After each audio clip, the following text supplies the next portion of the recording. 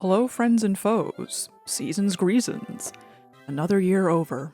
YouTube turned 20 years old this year. It's old enough to drive, drink and drive. In Canada, at least. Founded in 2005 by three tech bros, it has since become one of the most visited and influential sites on the World Wide Web. If it weren't for YouTube, I'd probably be getting a master's degree right now, or something awful like that. And you would be deprived of this top quality content.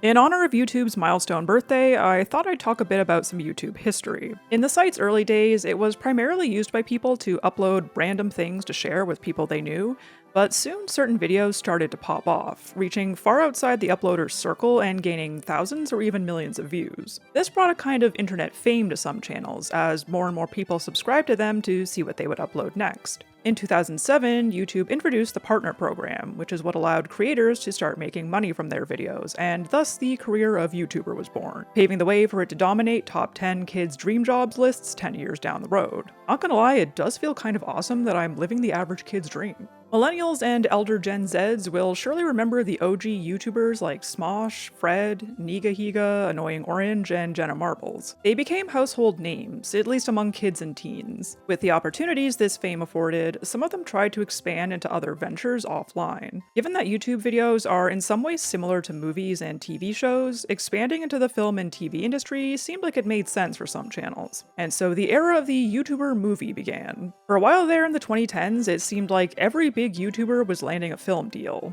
However, YouTuber movies quickly gained a reputation for not being very good. This was likely for a few reasons. Most YouTubers, at least in those days, were amateurs with no background or training in acting or filmmaking. These movies were also typically made on a much lower budget than your average Hollywood film. YouTube videos don't always translate the best to feature-length films either.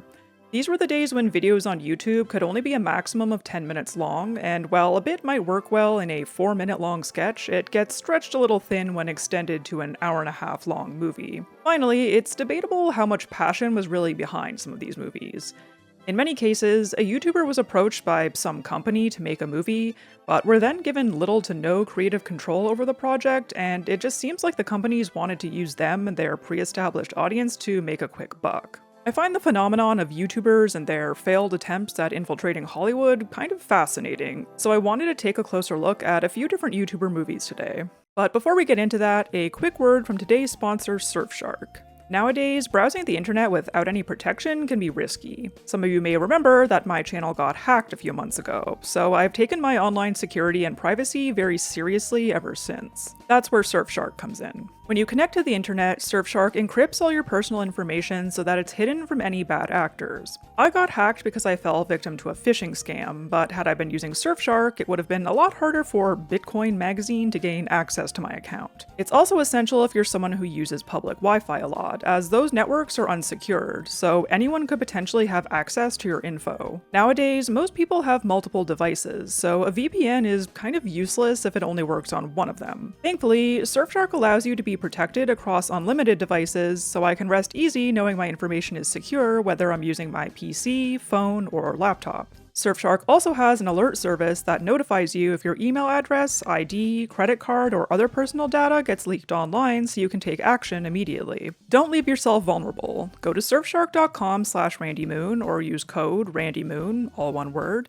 at checkout to get 4 extra months of Surfshark VPN for free today. With their 30-day money-back guarantee, it's completely risk-free. Thank you to Surfshark for sponsoring, and let's get back into it. First up, we have the movie that was the main inspiration behind this video, Smosh the movie. Smosh actually also turned 20 just last month, making them one of the oldest OG big channels that still regularly creates new content to this day. Ian Hecox and Anthony Padilla started their channel in November of 2005 when they were just teenagers, initially posting lip-sync videos and short comedic skits. They quickly gained popularity, with their video lip-syncing to the Pokemon theme song becoming the most viewed video on YouTube for a time, and their channel becoming the most subscribed to 3 different times. In 2011, they sold Smosh to Alloy Digital, which would later become Defy Media, allowing them to expand the scope of their work. One of the opportunities this afforded them was the opportunity to make a movie. However, although they were executive producers, they did not write or direct the film. It was directed by Alex Winter, the guy who played Bill in the Bill and Ted movies and directed the live-action Ben 10 films. It premiered on July 24th, 2015 at VidCon, making it 10 years old this year. In the movie, Ian and Anthony play fictionalized versions of themselves who live together with Ian's parents. Although Ian's mom in the movie isn't played by Ian's actual mom like in their videos, which was a bit disappointing to me. Anthony works as a pizza delivery driver with an actual piece of pizza hanging from his rearview mirror, while Ian stays home and watches YouTube videos all day. He is particularly fixated on one that shows a bikini-clad girl getting a butt massage that almost certainly would not be able to be posted on the site today. He continually comments on the video under the username BigRod91, but his comments are all immediately flagged, which he thinks means Butt Massage Girl is in love with him and that they're dating. Unfortunately, given that this movie is 10 years old, there are a few jokes that didn't age particularly well, including this one. Son, just make sure she's not a dude. Ian's dad cancelled for being transphobic. Anthony comes home from work, and we get the first of many YouTuber cameos in this movie, with Harley Morenstein of Epic Mealtime playing an angry mailman. Some of the people watching this probably won't even know who that is, which doesn't make me feel old at all. We also find out that Ian and Anthony live at 91 Gerard Way. The boys get an invitation in the mail to their high school reunion, which is to be taking place that evening. However, when they check the reunion's webpage, they discover that an embarrassing video of Anthony at their high school graduation performing the Magic Pocket Slave Monsters theme song, trying and failing to do a backflip and getting the microphone jammed up his ass, has been uploaded to YouTube and is rapidly gaining views. Anthony freaks out because he's worried his high school crush, Anna, is going to see it, thereby ruining his chances of reconnecting with her. This is a bit of a plot hole though, because if the incident happened at their high school graduation, presumably Anna was there and witnessed it firsthand, which the movie later confirms. So why does it matter if she sees the video of it?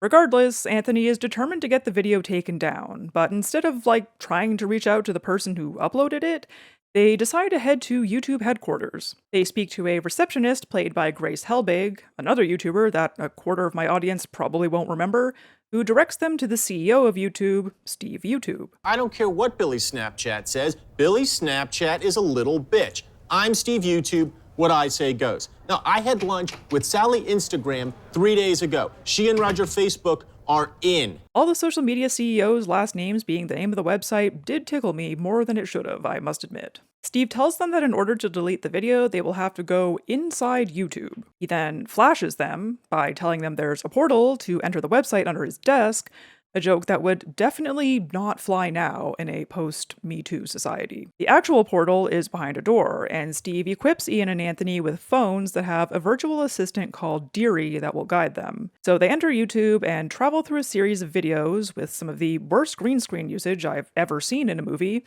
including a Markiplier Let's Play and a Jenna Marbles vlog, where they discover that Jenna too had tried to enter YouTube, but ended up stuck there after her Deary phone ran out of battery. Realizing that they have a limited time to accomplish their goal, Ian and Anthony decide to split up to find the video they're looking for. Ian immediately heads to the Butt Massage Girl video, where he discovers that Butt Massage Girl does indeed reciprocate his feelings. Anthony, meanwhile, ends up in a video of a furry rave, except I don't think any self-respecting furry would be caught dead in fursuits that look like that, and gets some baffling advice from Stone Cold Steve Austin, before finding a vlog that Anna had uploaded the night before their graduation where she admits her feelings for Anthony. He then collects Ian from the Butt Massage Girl video, and they finally make it to the embarrassing video. As they watch it unfold, Anthony notices past Ian recording past Anthony's performance and deduces that Ian was the one who uploaded the video. Why he waited 5 years to do so is anyone's guess. The two argue before Ian apologizes and decides to make it up to Anthony by knocking out his past self to prevent him from humiliating himself. Why didn't he just offer to delete the video since he was the one who uploaded it and could very easily do so?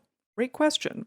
As Ian is beating up past Ian tries to intervene, so Anthony joins the fray, leading to a mass fight to break out amongst the students. Apparently, while filming this fight scene, Anthony got a hernia that never fully went away. I have to respect a man who is willing to suffer for his art. During the battle, Deary accidentally lets slip that she is not an AI, but rather is being controlled by Steve YouTube in order to trap Ian and Anthony inside YouTube, for reasons that are never really explained. I guess just because he's a pervert, I don't know. The boys rush to escape by going back through their watch history as Steve pursues them, featuring some more comically bad special effects. Oh, and I'm knocking a star off my Letterboxd rating for the cat violence. They finally reach the last video where Steve is mauled to death by a bear. The bear, very obviously being a man in a suit, was kind of sending me. They make it out and leave YouTube HQ.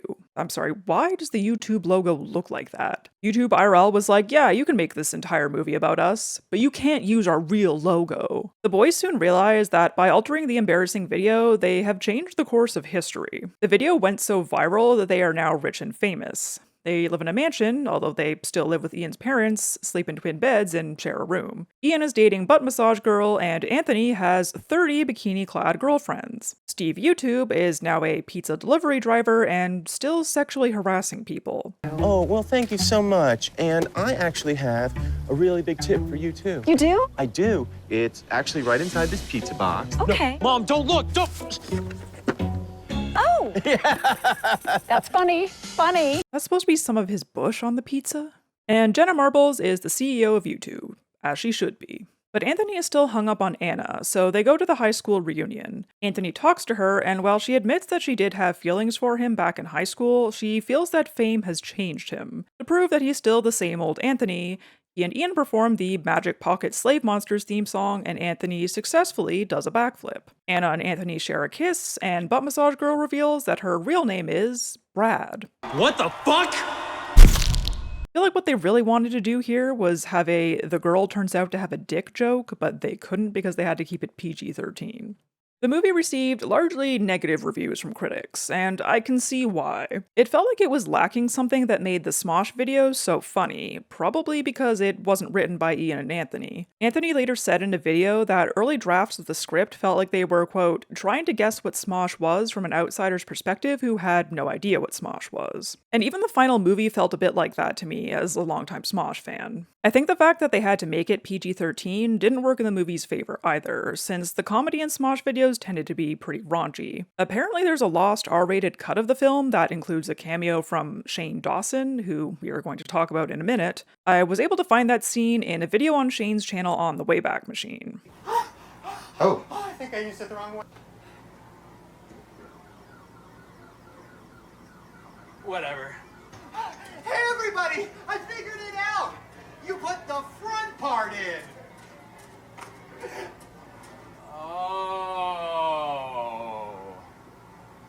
Oh, God. In retrospect, I would imagine that Ian and Anthony are pretty glad that his scenes were cut. Out of the 3 movies that I'm going to talk about in this video, this was the one that I enjoyed the most, although I may be biased. If you are or were a Smosh fan, it might be fun to watch this with friends for like a bad movie night or something. Before I discovered Smosh, one of the channels I most liked to watch as a kid was Fred. You may remember him as the hyperactive 6-year-old with a high-pitched voice, anger management issues, and dysfunctional home life. The character of Fred Figglehorn was created by Lucas Cruikshank in 2006 on a channel he shared with his cousins. In 2008, he created the Fred channel and continued uploading videos there. Many people found the character immensely irritating, but nonetheless, he became extremely popular, becoming the first channel to reach 1 million subscribers in 2009. That same year, he also appeared in an episode of iCarly, thus beginning his relationship with Nickelodeon. Fred the Movie was released on September 18th, 2010 on Nickelodeon, and was one of the very first YouTuber movies. It was directed by a guy named Clay Weiner, who seemingly has not directed any movies before or since. In addition to Lucas, it stars a few other notable people. One of them is British singer Pixie Lott in her acting debut as Fred's love interest, Judy. Another is Jeanette McCurdy as Fred's friend Bertha.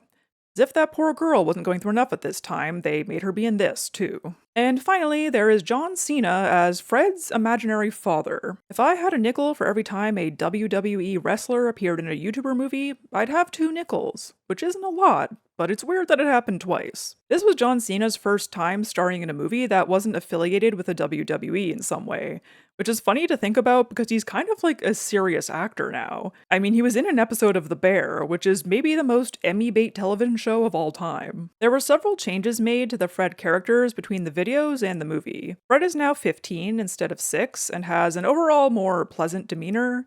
Judy is British and is actually nice to Fred. Fred's mother isn't a drug addict and instead just sleeps all the time. And Fred's real father isn't explicitly stated to be in prison, instead just being mysteriously absent. Apparently there was conflict between the director and the screenwriter over the creative direction of the film, which is really funny to me, like over the Fred movie of all things. The movie starts off with Fred stalking his crush Judy on her way home from school, which seems creepy until it's revealed that he actually lives right next door to her. Man, they really had Beats product placement and everything in the 2010s. This movie features a lot of breaking of the fourth wall, with Fred frequently speaking directly to the camera for some reason. I know he does this in his videos, but that's because he's meant to be filming vlogs, which he is not doing here. Fred's life goal seems to be to sing together with Judy. I don't remember singing being a big part of the Fred YouTube videos, and part of me feels like that aspect of the movie was just added as an excuse to showcase Pixie Lott's singing ability, because she does that a lot. Which brings me to another prominent feature of the movie, and that is the dream/fantasy sequences, which happen frequently. I saw a Letterboxd review for this movie that called it Lynchian or something, and honestly, they're kind of right. Anyways, Fred wants to go over to Judy's house to ask her to sing with him, but this is complicated by the fact that Fred's bully and Judy's boyfriend, Kevin,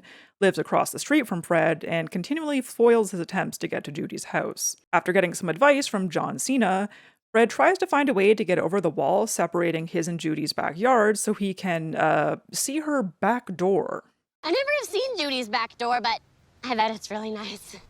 He tries to dig a tunnel under the wall and into her backyard like he's the TikTok tunnel lady, but instead of Judy, he finds a couple Asian kids and says, Oh my damn, I dug all the way to China! However, he later learns from his mother that Judy's family has moved, and those kids were from the new family that just moved in. He finds Judy's new address, but it's all the way across town, meaning he'll have to take the bus to get there. He stalks up like he's going on an expedition, but ends up getting on the wrong bus. On the bus, he encounters Durf, who is kind of like a nega Fred, and is later implied to be a figment of Fred's imagination. Fred talks to him about Judy, and he says some pseudo-inspirational bullshit that doesn't make any sense. Everybody's weird, man. All of us. What's that supposed to mean? Don't think about it too much. It means something, though. Just process it. Wow. The bus ends up taking Fred to the public pool where he sees his friend Bertha. She buries him in the sand and he eats a fly before he continues on his journey to Judy's house. On the way, he stops to buy Judy a squirrel, which is what Fred calls Pomeranians, as a gift at a pet store owned by two extremely gay-coded men, one of whom is Oscar from The Office. Now, by squirrels, do you mean this? Yep, how much are they? $7.95. Oh, okay. Lorenzo, can you ring us up $795? $795? That's how much my mom makes a year. That is ridiculous. Never mind, Lorenzo, he's broke. Okay, I need to queen out with these divas. After discovering these squirrels are $795, Fred tries unsuccessfully to steal one before he is chased out of the store. Side note, I'm kind of obsessed with the way Pixie Lott says squirrel.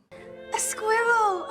Eventually, Fred comes to the woods that he is scared of because his friend, little Evan Weiss, went missing there as a child. We begin yet another trippy sequence where Fred sings a duet with a horrifying fake talking deer and encounters Rip Van Winkle Evan Weiss. Finally, he gets on the right bus, talks to Durf again, has about 20 more dream sequences, and arrives at Judy's new house. This movie is under an hour and a half long, but the expedition part of the movie alone felt like it was 2 hours. It turns out Judy is throwing a party to which Fred was not invited. Kevin bullies him and Judy asks him to leave before he throws up on her owing to some canned sardines he had eaten earlier. Humiliated, he leaves and takes the bus back home, a scene that Joker would blatantly rip off 9 years later. The next day, he discovers the video of him throwing up on Judy has been uploaded to YouTube and is rapidly gaining views. In retaliation, Fred decides to throw a party of his own and formally uninvite all of his classmates, which is kind of base, to be honest. He recruits Bertha to help him dress up a bunch of mannequins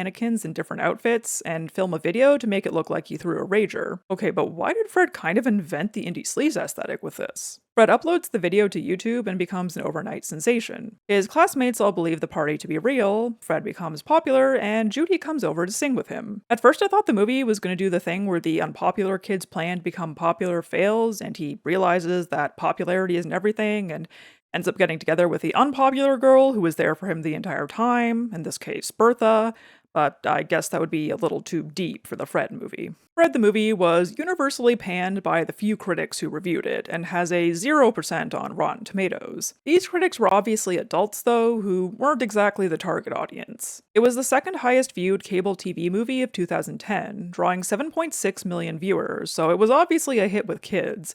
At least enough for Nickelodeon to justify making 2 sequels and a spin-off TV series. Honestly, the sheer absurdity and surprising surrealism of it did make it kind of hilarious in a way. It reminded me of the dreams I used to have when I was on 20 milligrams of Lexapro. Finally, we come to the movie that I am least excited to talk about. While the other two were bad in a fun way, this one is just bad. Smiley is a movie that both stars a YouTuber and is directed by a YouTuber, but the one who stars in it is the more well-known of the two. Shane Dawson began uploading videos to YouTube in 2008, and quickly became one of the most popular creators on the site. He mainly created comedic sketches in which he played characters based on every offensive stereotype you can think of, did blackface, said every slur under the sun, and made creepy jokes about children. Unlike Smosh and Fred, I never watched Shane Dawson, thank God. But unfortunately, that type of edgy humor was popular online back then, especially among impressionable kids. The movie was directed by Michael Gallagher of the YouTube channel Totally Sketch, another channel I never watched, but that seemed to mostly make clickbait videos with overly sexualized women in the thumbnails. In the early 2010s, Shane and Michael both decided they wanted to branch out beyond YouTube into more serious creative endeavors. To not much success. Shane was basically a nepo hire for this movie since he had no previous acting experience and was friends with Michael and had worked with him before. The movie was released on October 12, 2012, specifically in AMC theaters in the United States. The plot revolves around 4chan and its affiliated hacker group Anonymous, which sounds insane. And it is. But after the trailer for the movie dropped, Michael Gallagher claimed that he and his family were doxxed, harassed, and sent death threats from 4chan users. In one interview, he alleged that they had a whole Operation Fuck Smiley, where they planned to review bomb the movie when it came out and, quote, post pornography and gore on any website that talked about it. There doesn't seem to be any evidence of this actually happening, though, and some have speculated that he made the claims up to drum up publicity for the movie. I'm not sure what I believe, because on the one hand, 4chan absolutely has done similar things before, but on the other hand, this was such a nothing burger movie that I can't imagine most 4chan users even caring enough to go to the trouble of harassing this dude. The movie opens with a little girl going on a website called Hide and Go Chat that's supposed to be like Omegle, where you video chat with random strangers. I do want to point out that the camera work in this movie is absolutely god-awful. There are multiple times where the actors' heads are just not in frame. Like, was it the cinematographer's first time operating a camera? We get a Totally Sketch name drop as the girl explains to her babysitter what the website is. Okay, see, that's why you shouldn't be on the site. It's way too sketchy. Totally. She also tells her about an internet urban legend wherein you type "I did it for the lulz," a phrase that I think was outdated even in 2012, 3 times into the chat of this website, and a killer known as Smiley will appear behind the person you're chatting with and kill them. Later, the babysitter checks out the website for herself, and the guy she's chatting with types "I did it for the lulz" 3 times, prompting Smiley to kill her. The rest of the movie follows a girl named Ashley, who is starting her first year of college. Ashley is sheltered and demure while her new roommate, Proxy, new name for non-binary people just dropped, is more edgy and outgoing. Proxy invites Ashley to come along to a party she's attending that evening. Proxy explains that it's a meetup of 4chan users, prompting Ashley to ask, Is that like an Asian dating site? and right away, this is how you know that the people behind this movie knew fuck all about 4chan. As a friend of mine put in her Letterboxd review, if you ever get invited to a B meetup and attend, you get what you deserve. They smoke a joint on the way, and Ashley hits us with another great one-liner. I think I'm high on your marijuana.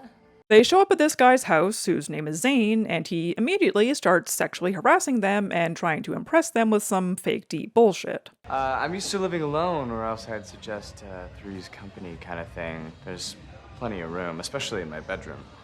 No, I enjoy the strange because it's interesting and often repeated. That's kind of my special research area, the intersection of the strange and retarded.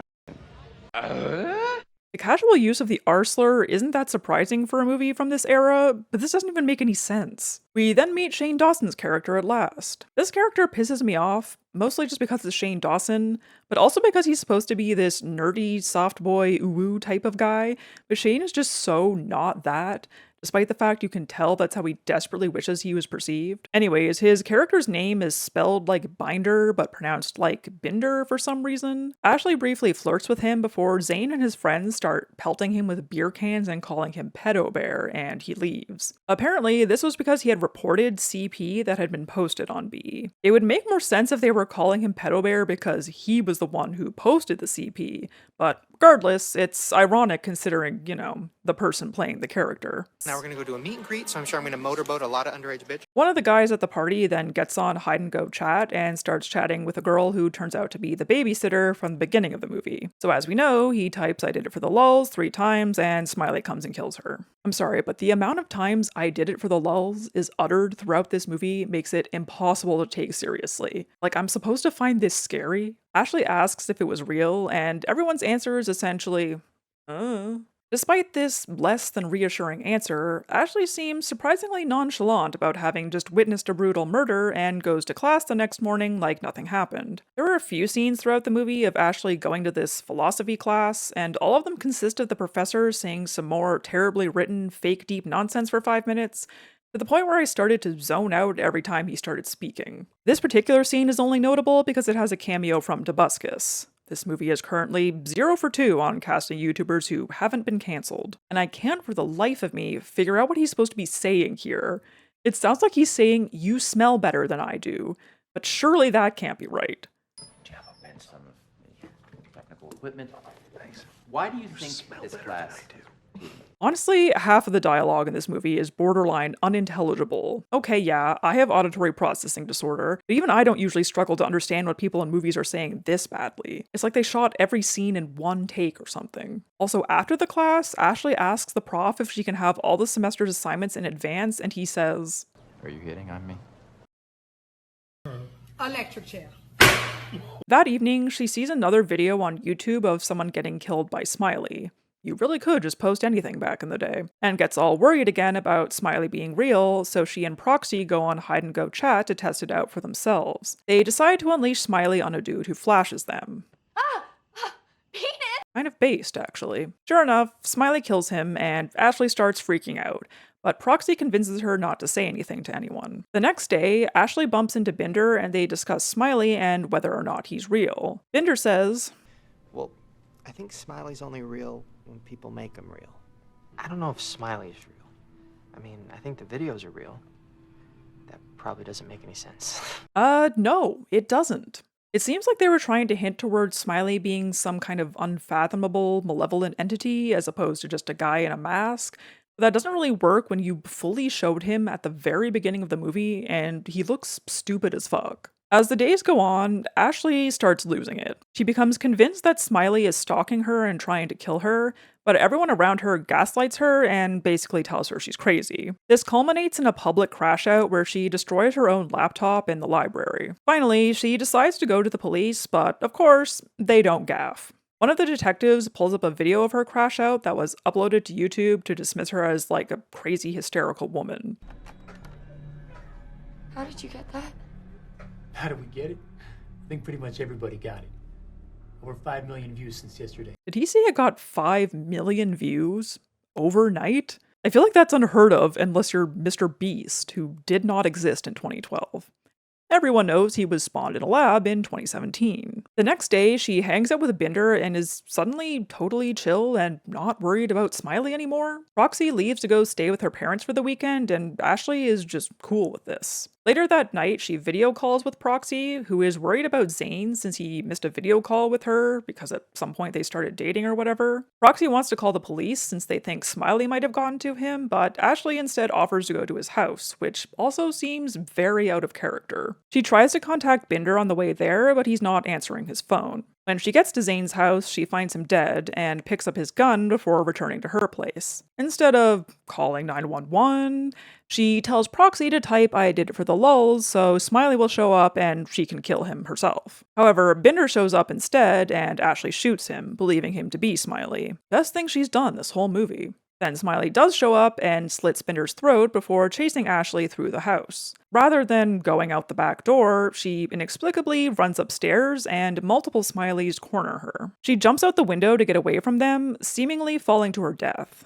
And then comes maybe the stupidest twist in the history of cinema. The Smileys all remove their masks and reveal themselves to be Zane and his friends and the babysitter from the beginning. Proxy and Binder, who is not actually dead, are in on it too. They are all members of Anonymous, who fabricated the Smiley myth and faked all these deaths as an elaborate trolling campaign, I guess. They are overjoyed at having caused Ashley's death, and apparently not worried at all about being caught. But if you think about this premise for literally more than 2 seconds, it falls apart immediately.